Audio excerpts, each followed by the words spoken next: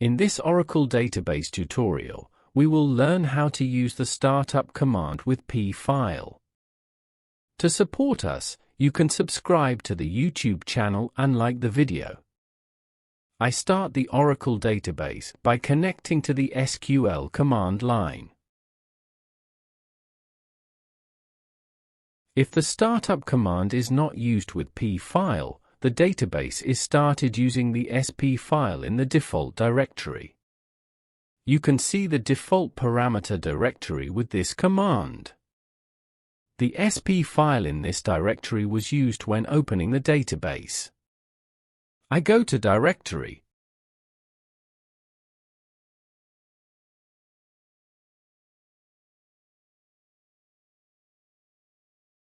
The spfile is here, as you can see.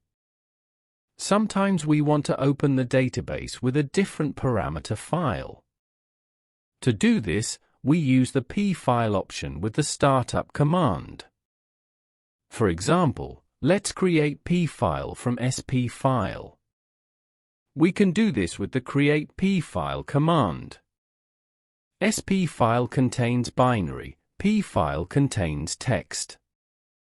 Database can be opened with spfile or pfile.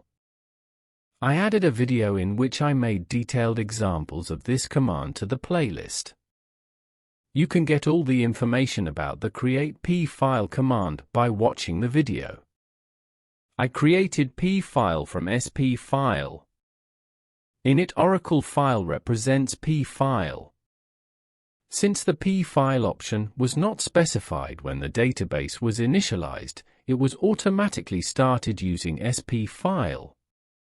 Now I will use the pfile parameter file when starting the database.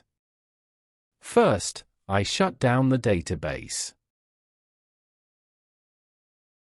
I start the database using the pfile option.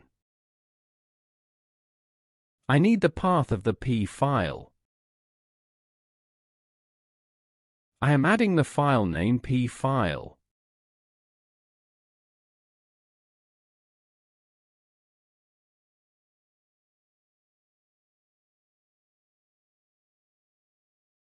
The database is opened with the pfile file.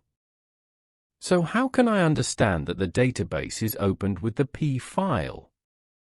When you check with the show parameter command, if the values section is empty, the database is opened with pfile.